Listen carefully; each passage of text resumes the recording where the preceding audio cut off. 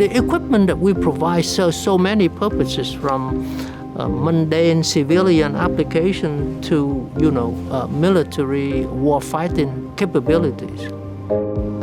Essentially, we make it easier for our customer to do their job so that they don't have to build those solutions themselves. They can just focus on their core business mission. The range of skill and expertise required to do this kind of work is rather diverse. I go in every day. I look after the welfare and well-being of our people.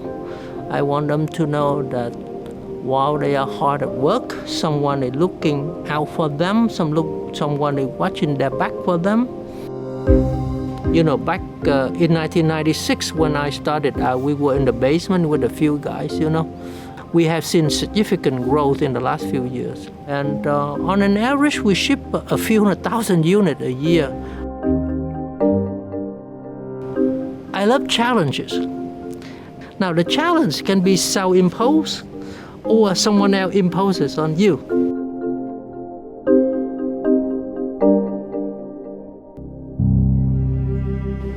I graduated from high school in a little town in the Mekong Delta of Vietnam back in 1978. At the time of my graduation, the communists had in place a policy that they would not allow young people of my kind of family background to enter university. And one thing was very clear in my head: there is no way I was going to become a slave to these people. It's just no way. I'd rather sacrifice myself than to endure this. I might not make it, I might lose my life doing so, but I have to do it. In those days, you had to leave Vietnam in a boat. These are very small boats. It was dangerous, but if you want to get out of the country, that's the only way for you to do it. So we got on a boat and we sailed to the southern part of Thailand. And the police came and collected us and transported us to the UN-run refugee camp. And that's how I applied for what they call resettlement in the United States. And the next thing I know, I was in Oakland, California. Oh, I felt like I was the luckiest person alive, even though I didn't have a penny in my pocket.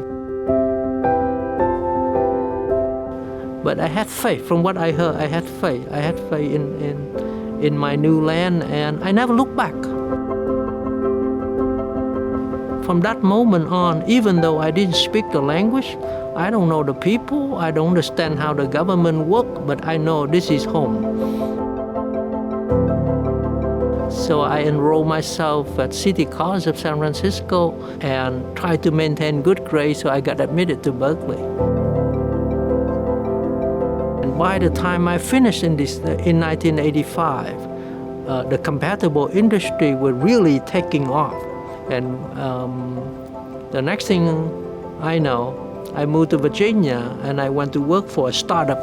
And then after that, Mark and I branched out to start our company. And here we are today.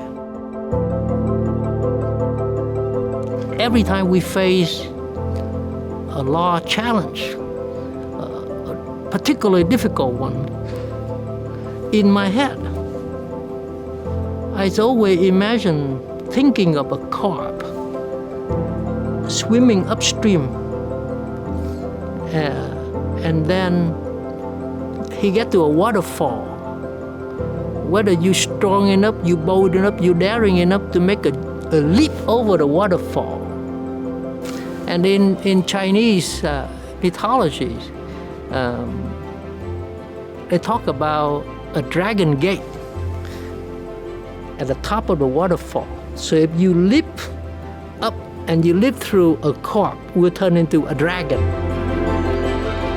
I always have a list of goals and objectives that I want to get to. And some of it, I must say, is pretty far-fetched. It seems very distant, it seems very difficult to achieve. I just ride to it step by step patiently, and sooner or later I get it. And that's when I feel like a little cork turned into a dragon, and it means a lot to me.